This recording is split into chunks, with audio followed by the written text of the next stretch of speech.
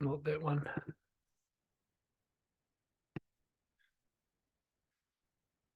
Okay, so basically, in order to give an accurate description of what the blockchain is and how it's sort of taking over the internet, we have to go back into time, and we gotta understand the evolution of the internet, and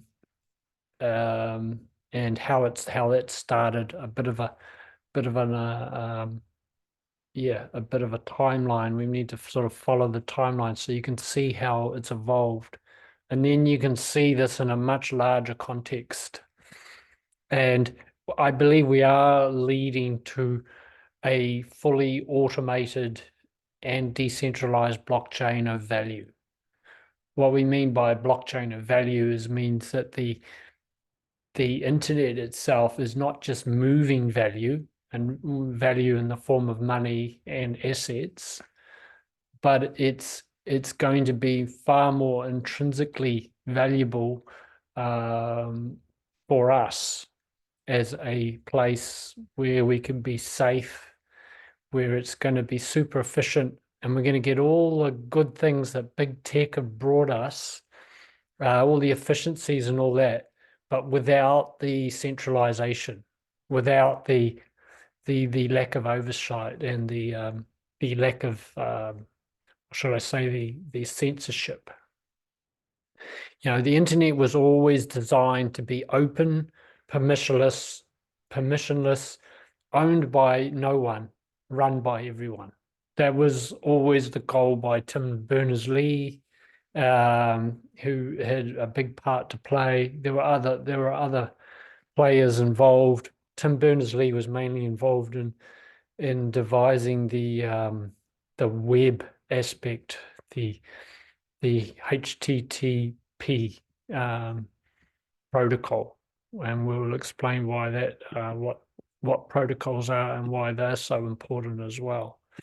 So yeah, so just for those that have just joined, we're just talking about how the internet is evolving.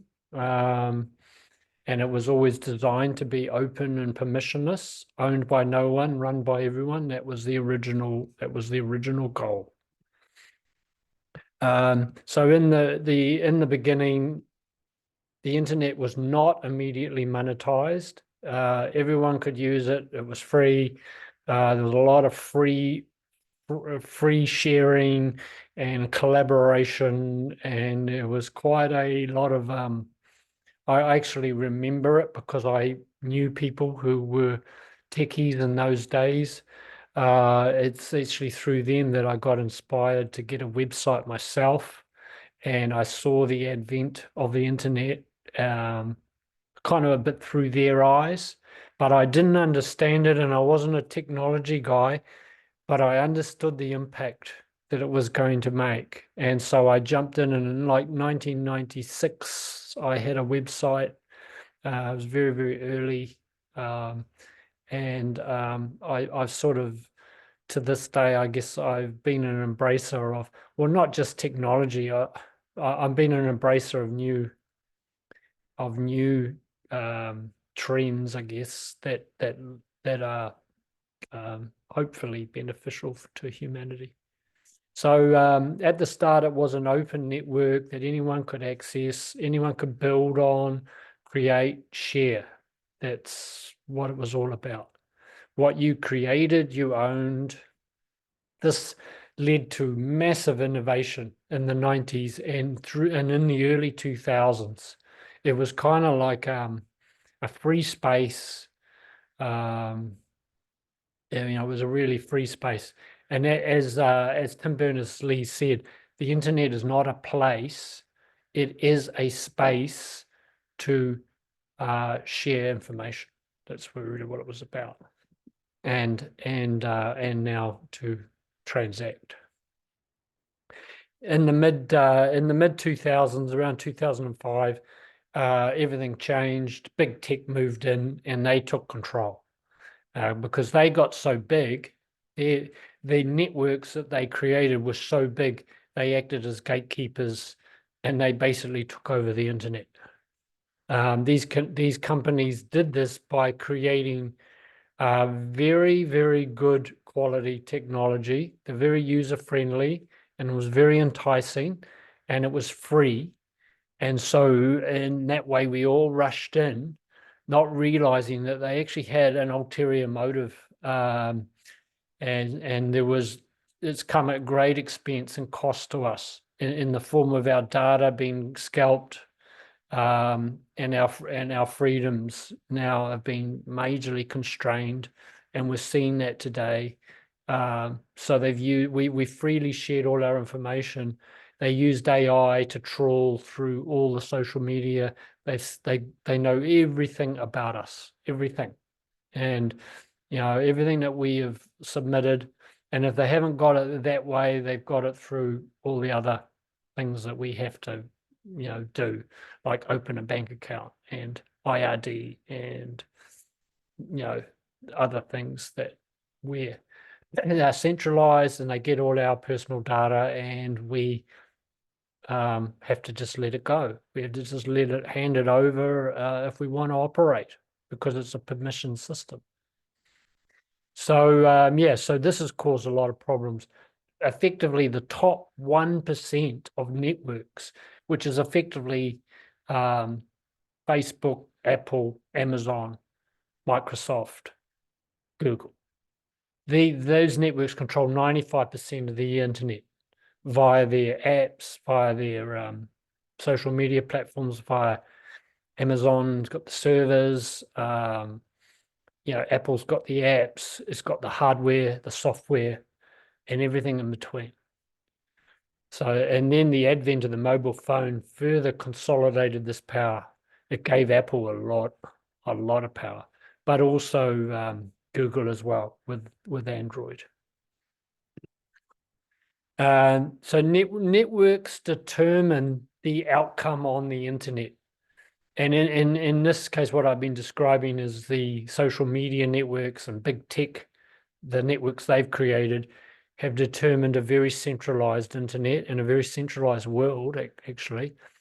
However, there is another type of network that is largely unknown. People don't even know what a protocol is, but protocol networks actually were what was running the internet in the very beginning. Protocols, I'll go into what protocols are in the next slide, but protocols like the email is a protocol. The web browsers, web addresses, they're protocols, and blockchain is based on protocols. And just like social media can create a network, protocols can create networks as well. And that's very important when it comes to blockchain. So these protocols, they are open and permissionless, controlled by communities of software developers and others, and then ultimately us. Money flows to the edges, so it incentivizes systems to grow. It incentivizes the participants. It incentivizes the people involved, the creators and the users. And in the case of blockchain, it's very, very true. Whereas with corporate networks, Facebook, Microsoft, etc., they're permissioned. You have to seek permission, and you have to abide by their rules. They attract people through advanced user-friendly tech. It's very, very enticing. And then they monetize that network, and the money mainly through ads have created huge revenues for them, but I contend at an even greater cost is the data they've all got on us, because without that data, they wouldn't be able to sell us the ads in the first place. And what else are they going to do with it? I mean, it begs the question, especially in a fully digitized world. That is a problem. That is a big problem. So the money and revenue that they gather, even though it's a free network, it's a Trojan horse, because once we're in, then they get the ad revenue, and that revenue flows to them. The directors, the board of directors, and the shareholders are the only ones that win. Whereas in blockchain and protocol networks, everybody will win who's participating in that blockchain network. So there is a saying in crypto, the value is in the protocol, and that is absolutely literally true. But we've got to understand what value and what does the protocol mean? So protocol means it actually means technical standards for software. That is, it is a standard, and HTTP is a protocol. HTML is a protocol. TCP/IP is a protocol. SMTP. These are all protocols, which these protocols basically created the web. They created the websites. They created email. What's behind email, web browsers, and the basic access to the internet in the form of TCP/IP. And everyone knows all of our computers have an IP address. It's the Internet Protocol, and it's right there in the word. And so those protocols are automated. They're much like the blockchain. They're automated. No one controls them. They're self-running, and they always work. They never have a day off.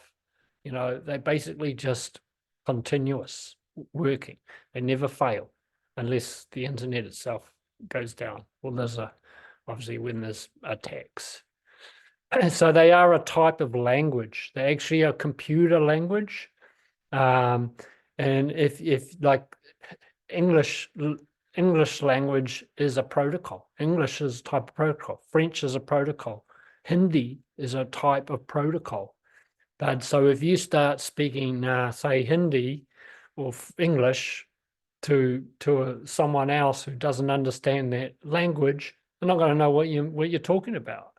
And so that's where, it's why protocols, you've got to understand that the protocol does what it says it's going to do, and so if you know and understand the language of it, then you'll understand what it will do for you, what benefits you'll get. And protocols, like any language, will always seek consensus. When we're discussing something, we're trying to get to consensus, and often we just don't agree. We can't agree on anything because we've all got different beliefs.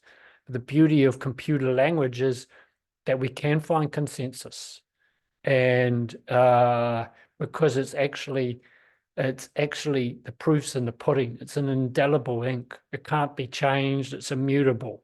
It's all part of very similar words to what you could say about the blockchain, and that's because these protocols created the blockchain. Protocols can layer on top of each other. This is called a tech stack. So it's like a whole levels, like an apartment block, and there's you got the base level, and then first floor, second floor, whatever. Their protocols can do the same, and a basic simple one is the protocol that's communicates with our hardware. It's at a hardware level. It talks to the other computers, the other hardwares. You've got the internet in the middle, TCP/IP, and then you've got the networks that sit on top, the applications as well. So you've got the network, and then within the network, then you'll have the certain apps that we use. So protocols can create their own networks. And if they can create their own networks, that means that network is going to be far more trusted than anything in corporate big tech. Blockchain protocols will become huge, and we don't need permission to join. So I think it's just a slow train in the moment. It's building momentum. It's certainly sped up a lot. but we ain't seen nothing yet. CCIP is a new protocol example created by a fintech called Chainlink. They have their own token called Link, and this is facilitating interoperability and decentralization within the new blockchain and the new blockchain internet. And I'm going to give another angle to blockchain that I hadn't heard before, and I don't think any of you have, and I'm going to explain that in a minute, why the blockchain has a very unique function. Our DNA is also a perfect example of a protocol. And we know that with the DNA, the DNA is very much the same as blockchain. It's immutable. It's always works. It is what creates our body. It helps us to create our whole being, our personality, the color of our eyes, to the color of our skin, to our height, to our weight, to virtually everything about us is created by the DNA. And it's created it in perfect alignment with the way it's programmed. Sounds familiar, because we are a bit computer-like as a being. We're not a computer, but we certainly have computer attributes. So this is a more sophisticated tech stack. It's called the OSI, and it is created by the ISO people, the International Standards Organization. Does that sound familiar? Well, yes, because they are obviously quite a significant player. But there's actually 7 levels. When we're using the internet, there's actually 7 levels. I gave you the simple one that's over here on the right, is well, sort of similar to what I said. There's the network access. They've changed it slightly. So there's the access to the network, the internet, the transport, which transports the kind of information, and then the application is what we use, and that's what we interact with, is the application. But in the OSI, there's all these other links. They're all different kinds of protocols that are facilitating this sort of the whole links in the chain. They're all links in the chain. Yeah, not a blockchain, but a chain nonetheless. And they all talk to each other. And at the bottom, you got the physical. That's our hardware. And then data link. Then the network, and then transport, session, presentation, application. I won't go in depth in those. You can, if you're interested to know what they all do, you can look it up. It's pretty easy. They all govern different aspects of basically conveying the information, converting this to that. Nodes, they involve nodes, and they involve sending large packets of data and then it getting sort of interpreted by the computer to then, so that we can easily, so we have a simple user face and interface with this. It's turning the complex into simple for us to use, basically, in a nutshell. So blockchain and blockchain networks are becoming a new movement, not just like a fad. It's a movement, and it's accelerating. And why it's becoming so huge is actually blockchain is a new type of computer. It is actually a computer. It's just that it doesn't need hardware.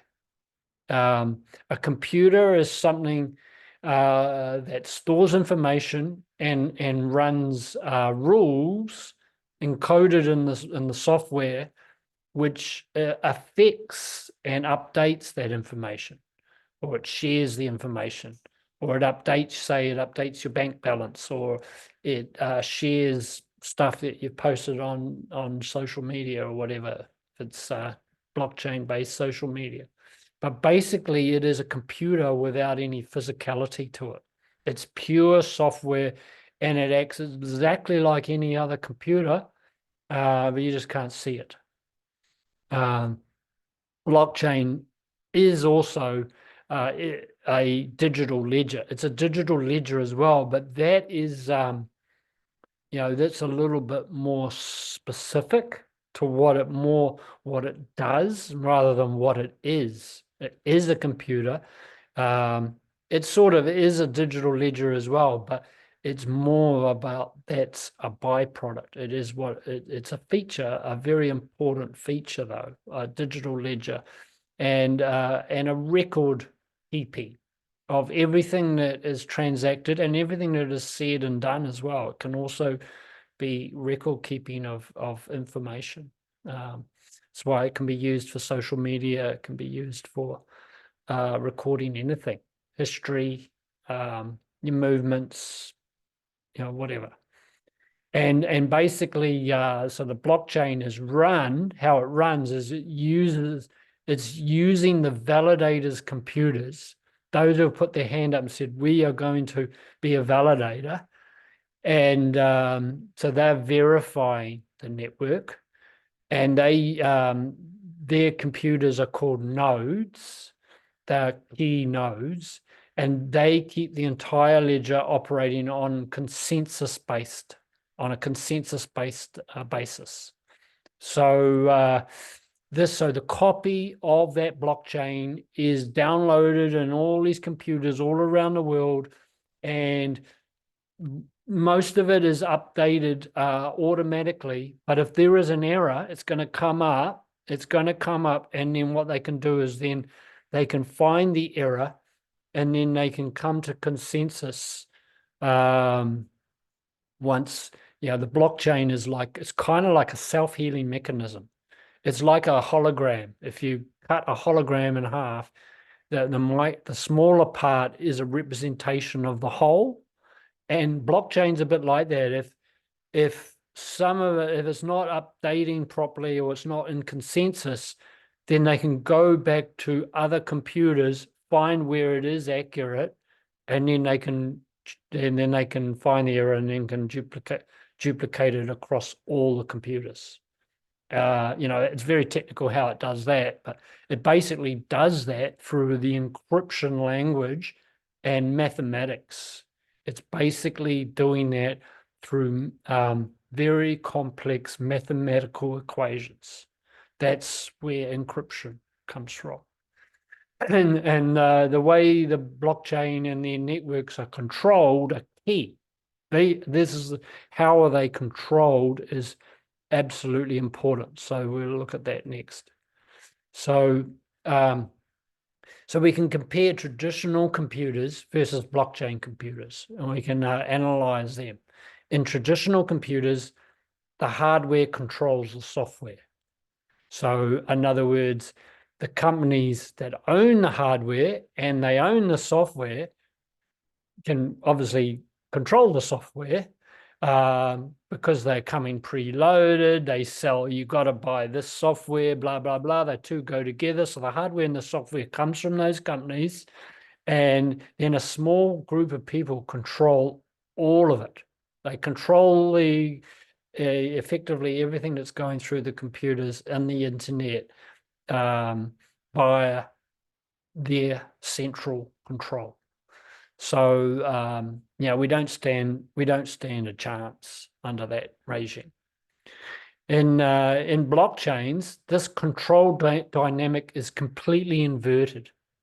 I always say this world is completely the inverse of what it should be. It's upside down, and it actually shows up right down to the smallest levels, like here in the internet. It is inverted. In other words, truth is made out to be illusion, and illusion is made out to be the truth in a nutshell. And so software, in the instance of blockchain, software controls the hardware. It's a completely different reality. And if that software is immutable, those protocols that I mentioned, they can't be changed. They're set and forget. You don't have to worry about it. There's no human intervention. Then they are in control and no one can do anything about it. And as long as they are protocols that are creating outcomes and benefits that we want, which are going to be easy to see, because you can't, it's simply, form follows thought. It's the same thing with this, outcomes will follow the protocol. It's just a natural law. And because blockchains are computers, they can create inviolable rules in the software. Cannot be that they're set in stone.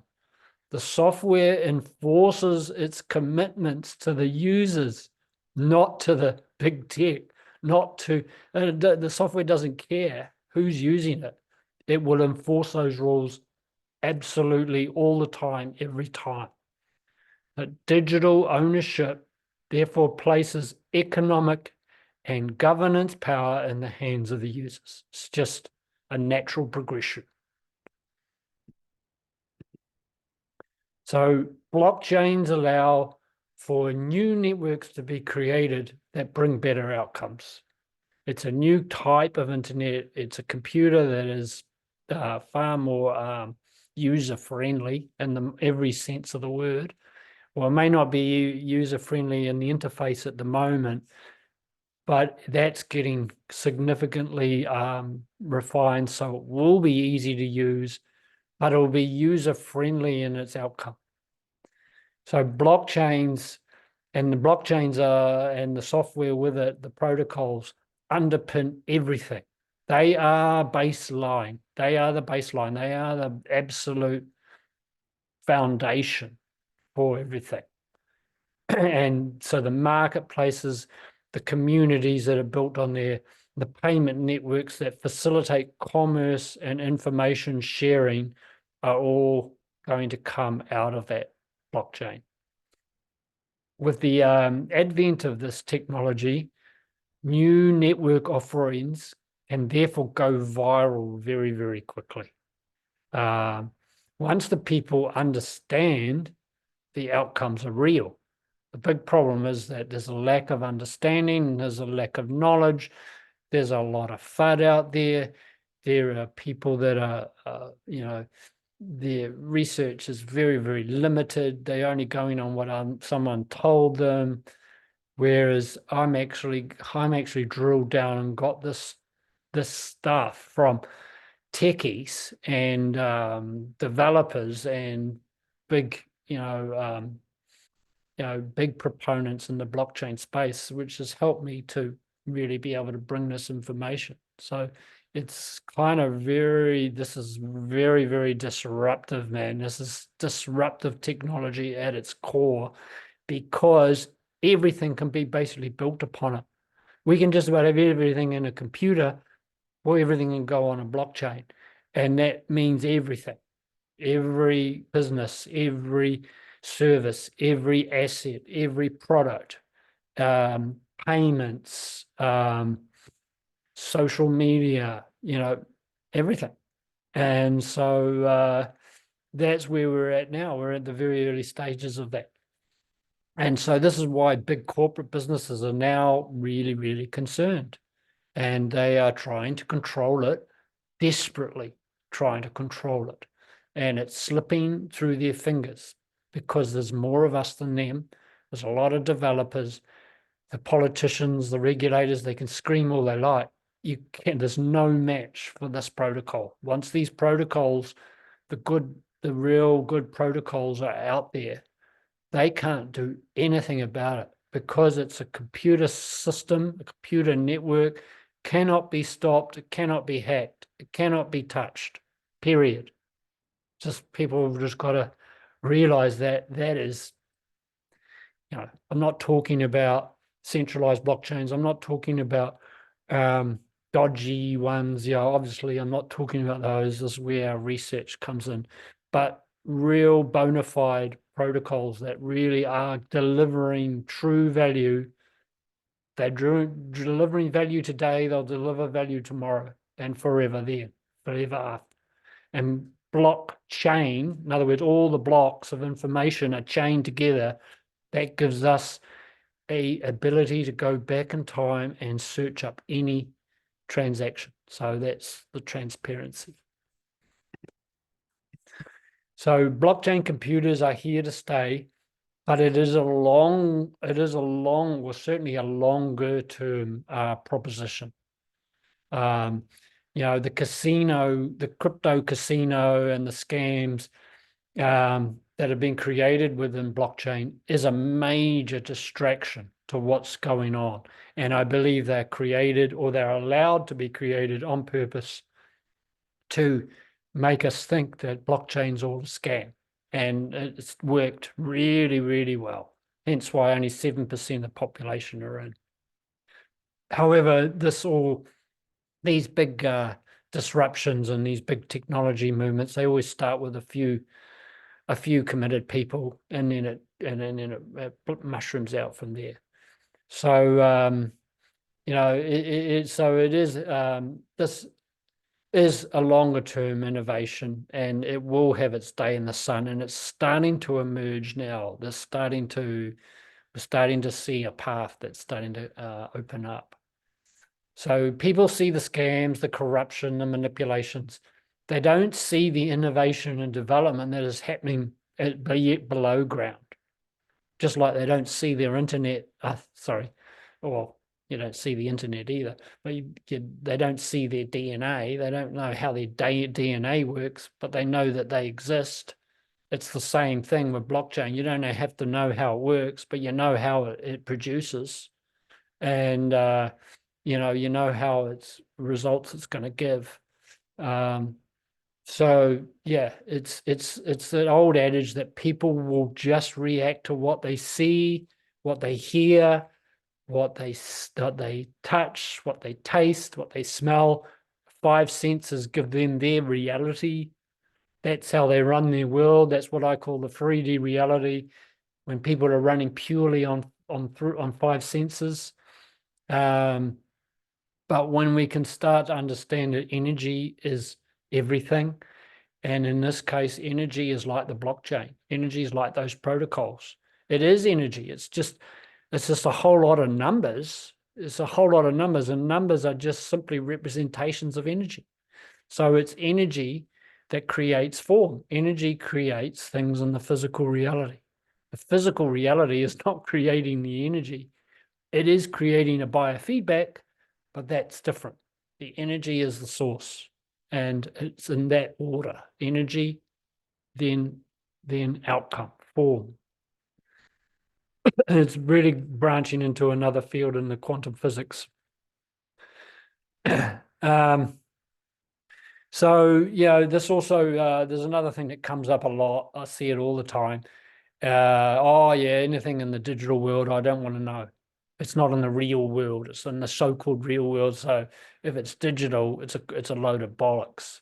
And this is again, this is following on the same as what I just said previously. Is that what is real? What actually is real? That's a big question. But what I'm trying to lead to is the physicality that we see is 99.9999 to infinity space. So is that real? No, it's not in our, and it's real on one level. But it's not ultimate reality, far from it. I'm not saying that the digital reality is absolutely real either. It's not. Nothing is absolutely real in this world. But it's certainly got a few other angles to it that make it very, very powerful, because it's creating this decentralization. It creates all sorts of other things that we will learn as we go along.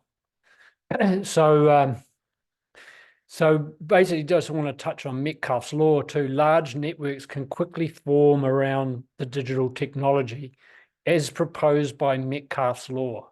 Metcalfe's law says that the value of the network is dependent on the square of the nodes. In other words, the more people that come in the network, the more that the value of the network grows exponentially. And so that's starting to happen now. We're at we're at 600 million people now in crypto. And the way that it's growing, which is, by the way, way faster than the internet, we'll be at over 1 billion users by near the end of 2025, 1 billion people. And so the next year is going to see huge, dramatic growth. Blockchains are, with their hard-coded user benefits, hard-coded in the sense those protocols are kind of hardwired, are hard-coded. Those benefits mean networks will eventually be much better off in the physical world. We will be much, much better off with no censorship, with freedom of speech, with money that we own and control, with decentralization where everything is distributed, where we get to share in the fees, where if there are fees, they're not going to banks, nowhere near to the same degree. And, I'll go on and on and on. There's loads and loads of benefits.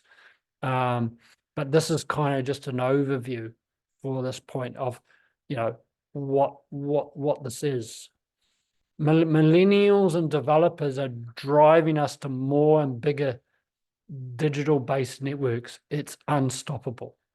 It's unstoppable. It's not coming from our generation, although some in our boomer generation are picking up on it.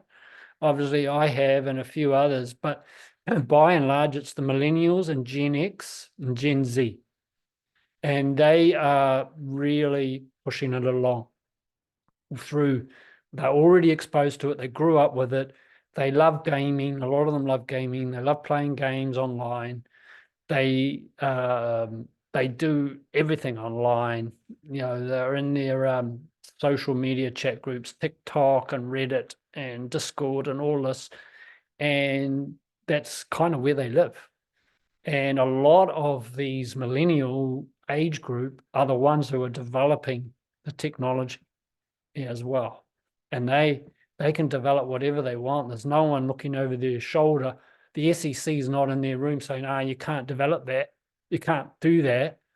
No, they're developing like crazy. And they know that once the cat's out of the bag for their project, they can't put the genie back in the bottle. So, despite what we say, people say to me, you're just aiding and abetting this digital world. You're just making it happen. You want it to happen because that's your business. Again, they've got inverted thinking. They don't have a clue what I'm actually doing or my intention if they're going to say that. So it doesn't matter. It really doesn't matter. The fact is the proof will be in the pudding very soon, and everyone's going to see this, and it's going to be undeniable, and then they're going to start scrambling around. So it's a demographic and a truly democratic revolution. Just look at GameStop and meme coins for proof. I don't know whether you heard, but there's this thing called GameStop. GameStop is a company that deal in gaming, and they're on the stock exchange. And Wall Street love to what's called short it. They love to bet that it's going to go down, and then they sell the stock to back up what they're doing. This is how they manipulate the market, one of the ways. And all these guys got together, and this guy called, he calls himself, his real name is Keith Gill. So you can actually research him. And he made $53 million from $56,000 in the last GameStop thing that happened in 2021, where he said to all his friends and everybody out there, buy GameStop. Buy the GameStop share. If you buy it, then what happens is it liquidates the shorts. It basically, in a nutshell, Wall Street are losing billions and billions of dollars. And that forces them to have to buy the stock to try and cover their losses. And it's just happened again just a day or so ago. GameStop is all on. And because they love the meme coins as well, it's that same demographic of the millennials. They are starting to buy meme coins because to them, it's a revenge against the bullshit. and they're doing it as rebellion. They're doing it and where it hits them where that hurts and the money. And so I got to take your hat off to them. So this is how fast, and then it just goes viral, and the stock has gone up like 130% in the last 24 hours. And it shows what can happen on a viral internet. And this is going to start happening in the blockchain world. You know, we're so close. It's only going to take a spark to light a tinder, like to light a tinderbox, you know, so we're really, really close. So quantum science says that everything physical is in fact energy. Same with the digital world, like I kind of mentioned before. It's all a matter of balance. You got to be in balance. I certainly don't want to live in the digital world. I don't want to live in there. I don't want to live in the metaverse, but I just want to use it for securing our ownership, our privacy, our freedom of speech, our money. Comes back to that. But beyond that, I want to live in the natural world, the real world. And so, you know, we have to find that balance between the physical and the spiritual, the digital and the physical. And really, it's about awareness. It's about awareness. It's about our attention. Where's our attention going? Big tech is vying for our attention, our eyeballs. They want us looking at their stuff. It's also about our intention. And it's also about knowledge that's applied. Knowledge that is not acted upon is actually not knowledge, it's just wasted. Knowledge that is applied. In other words, you've got to do something, you've got to participate, you've got to get involved, you've got to roll your sleeves up and do something. Otherwise, nothing is going to happen until you move. So this is a representation of Metcalfe's law. It shows how the networks can grow exponentially. Interesting how it uses, notice how it uses sacred geometry. You know, it's not an accident. And sacred geometry and numbers are actually one and the same. They're just different representations of energy. And all geometry can be referred to as number. Number can be referred to as geometry through the angles, through shape, through volume, diameter, radius, squaring the circle, pi, golden mean, Fibonacci spiral.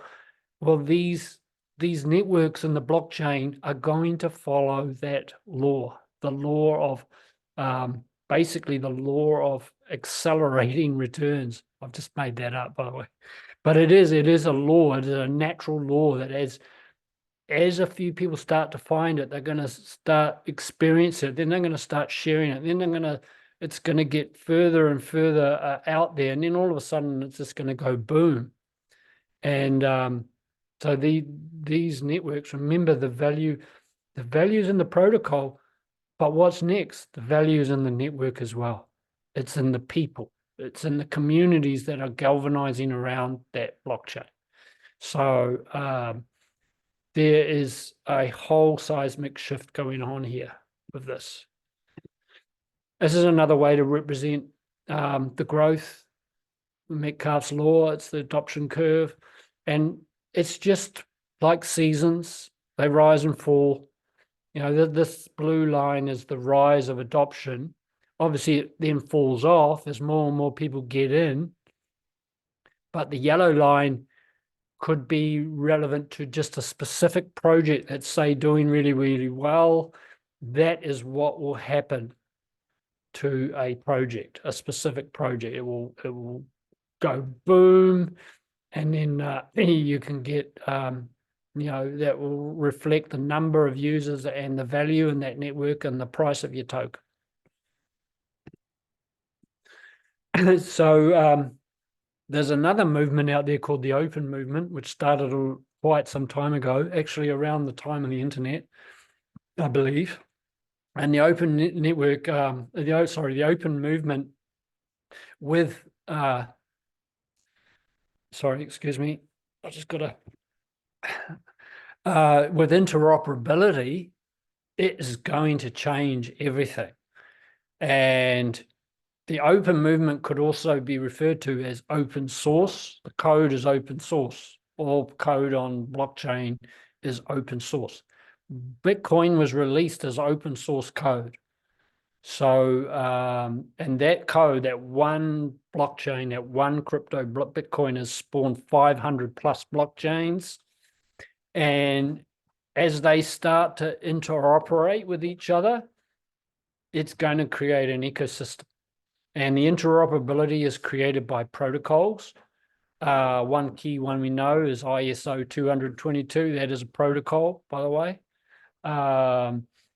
Chainlink with its CCIP, that's a protocol that's going to link all these decentralized blockchains up. And there will be some linking to the centralized blockchains, but it will be a reverse of what's happening now. The money won't flow into the centralized blockchains. It'll be flowing out of the centralized blockchains. As more and more people find out the value of decentralization, they will quickly start surrendering whatever, digital money they're going to get. I guarantee they're going to start moving into blockchain in time. Not everyone's going to do it all at once, but it's going to happen. So APIs are the application programming interface, are another programming language that enables interoperability. And that's what the ISO is. It's APIs, you could say, is just like another type of protocol, more specific, if you like. And they enable the old system they're enabling the old system to plug into the new fintech blockchain system or blockchain networks, but they're also enabling all the other blockchains to plug into each other as well. In fact, with interoperability, you can plug anything to anything. It's plugging the digital world into the physical world via real world asset tokenization. It's going to enable us to do so much more than what we are doing now. So open source code is allowing developers to innovate away from corporate or political power. And like I say, it's happening with thousands of developers are creating this. Interoperability is going to allow for creators, entrepreneurs, and community builders and users as well, just to a degree, to take their community with them anywhere they like. Anywhere they like. You're going to have, I've got a large community on Facebook. I can't stand Facebook, but that's where my biggest community is, so I still use it. But I'm watching the development of social media. It's growing. I'll be able to pick up every one of my users and transport it to a decentralized blockchain social media in time when I'm ready. And you can do this exactly the same with your money and any data. So you're not going to get trapped in there. We're going to be able to move our money peer-to-peer. We'll be able to move our whole entire network into another network as well. It's huge. So you imagine when that starts happening, how quickly the blockchains will just start exploding. Open banking, like I said, open banking means we can effectively move our bank and our funds to anywhere we like on the blockchain. And that's, I don't need to tell you how huge that is.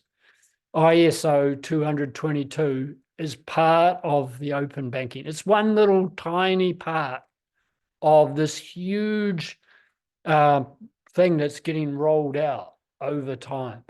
I don't know who devised it. I don't know. I know it came out of a UK back in 2004.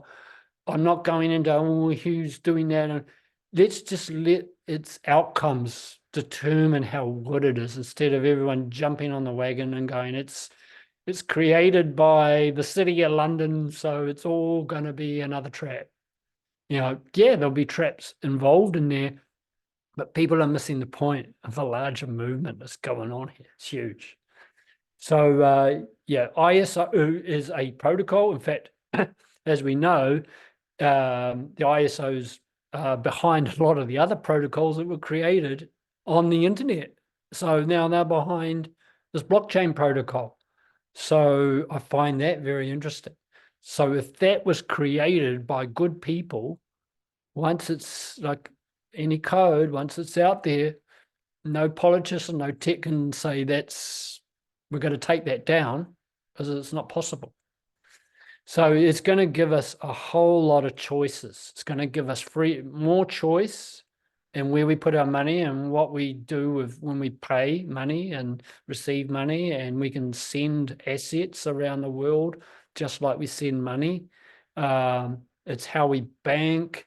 It's how we buy and sell, and assets are included in that instantly, without middlemen, or maybe there was still the odd middleman here and there. I don't know, but at least we'll be able to share in the fees, and we'll be able to participate in the revenue that is generated. If it's a real decentralized protocol, we'll be able to share in the revenues that are generated by that protocol. So that's really cool. So this is kind of a graphic example of interoperability and how it will work, interacting, like it can pull information from the cloud to the blockchain, from the internet in general to the blockchain, from apps to another app to whatever, direct thing-to-thing interactions or digital to digital interactions. It's going to complement existing devices, and it's going to create a whole new network of, like a rail network of digital and digital terms. It's going to be massive. So crypto and tokens are just key applications for blockchain computing. So how crypto comes about is like, they're like the mushrooms that pop out of the ground, right? The ground is a bit like the blockchain. You can't see below the ground unless you've got ground penetrating radar, right? But you can't see what's under the ground. But the ground, the earth, is supporting there's a lot of protocols happening in there, microorganisms. There's a lot going on in the biodiversity in the soil. And you could say that is an analogy for the blockchain, and crypto tokens are what pops up into our physical sight. And again, this is where people go wrong, because they see the crypto, they see how it's maybe dodgy or it's a scam, and so they throw it away, and they don't even understand what's happening below the surface. So crypto comes from cryptography or encryption. Crypto is not the source. The hard protocols are the creator of crypto. And just as our earth is the source of life, same analogy, it's a metaphor. Crypto creates our own money. It can become a network of value once the benefits are obvious. So there's going to be a little bit of, surveying and testing and looking, and it's not we're all going to plunge our money on this one token and think we're all going to get rich overnight. It's not going to happen like that, but we are getting closer. So coins are seen as native currencies. They're on a native blockchain. That means they're on their own standalone blockchain, and they derive more value from the fact that the fees, people have to buy the crypto to move it. So the fees generate income. And in the case of Bitcoin, that goes to the miners. In the case of stakers and decentralization, it goes to the stakeholders. But there are lots of other applications where those fees can go. And the same with tokens. Tokens may not generate their own, you may not be paying the fees in the native token. You have to pay in the actual base layer one, like Ethereum, but they're still going to generate a lot of fees in other ways. So tokens are more like digital shares. in the new networks that are being created. They're like digital shareholding, usually created upon a layer 1 or a layer 2 blockchain.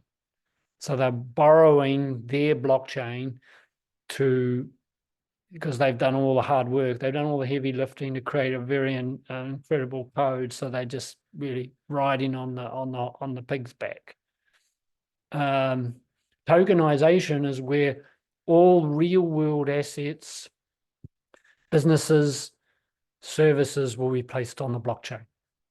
And so we will get paid in tokens, or we'll get paid in crypto instead of in cash. And all the ownership, all the ownership of our assets, all the ownership of your company, and that can be secured on the blockchain in various forms. So that's way bigger than currencies, way bigger than payments. The leading fintechs and networks behind these tokens will be the winners. So we don't know who the winners are exactly going to be, but we can see ones that are clearly emerging as front runners now. You're starting to really see it. And fiat currencies in the form of stable coins, they are an example of tokenization. CBDCs are a type of tokenization as well. Excuse me, I've just got to have a drink. I'm just about done. I realize I've gone a little bit longer today, but I wanted to get this information out there. So, so what is decentralization? So it really is the benefit, or the ultimate. It's not the ultimate byproduct of blockchain. I think our freedom on every level is our ultimate blockchain. Sorry, our ultimate outcome. But decentralization paves the way for allow that to happen. It's a massive benefit. Transfer of authority and responsibility. So basically what decentralization is a transfer of authority and responsibility of central government, or could be centralized corporations, banks, etc., to local bodies and ultimately the people. It's a transfer of power. Like I believe some president once said, we're transferring power from the government to you, the people. That's what he said. So that's what's happening here with decentralization. Community-driven governance and management. It is not about shareholder and directors and faceless people behind the curtain pulling the strings. It's community-driven governance and management and ownership as well, I should put. A fair distribution of resources and money from a centralized group to the entire community. So that's the wealth transfer. That is a part of the wealth transfer where funds are going to start moving from the centralized group, like a dam breaking, and it's going to start moving into the entire community. It's going to take a little while, probably take 10 years before it's fully really encapsulated a lot of the world, but it's happening now. So it's a redistribution of funds and resources and everything. Decentralization is also a social process where population and industry moves from cities to rural areas. So that's kind of an example on a physical level. And that's one easy one for us to understand. People say, oh, I'm going to go back to the land. I'm going to live off grid. I'm going to do this, that. Well, guess what? With the blockchain, you can actually do that and not get starved of the things you need. So, when people tell me they're going to go off grid, I'm going to, well, how are you going to do that if you're not going to engage with the system, with the matrix? And they don't have an answer because they don't know the answer. So this is like, this is where people got to have a paradigm shift. It's a paradigm shift in thinking. So it's creating the concept of a global village, galvanized around free speech, controlling your money, assets and data, privacy and transparency. all made possible by blockchain code and protocols, because they are set in stone, because they are essentially the governors of our reality. So that's like a complete about face and the way everything works now. So, nature, I think nature in its entirety is a great metaphor for decentralization. Think of nature, think of how the earth works, think of the symbiosis between soil, air, water, sun, and trees, how they're all interacting. Trees are very, very critical. They're like sucking in the CO2, they're giving out oxygen. They're also giving off water vapor, which creates clouds, which falls as rain, which then runs down the rivers, it takes the nutrients down the river to the fertile soil. Things grow really well. The sun comes out and then it accelerates. You get the picture, Well, that's decentralization. This is how a blockchain, where we all interact, it's interoperability. That's natural, it's nature's interoperability right there.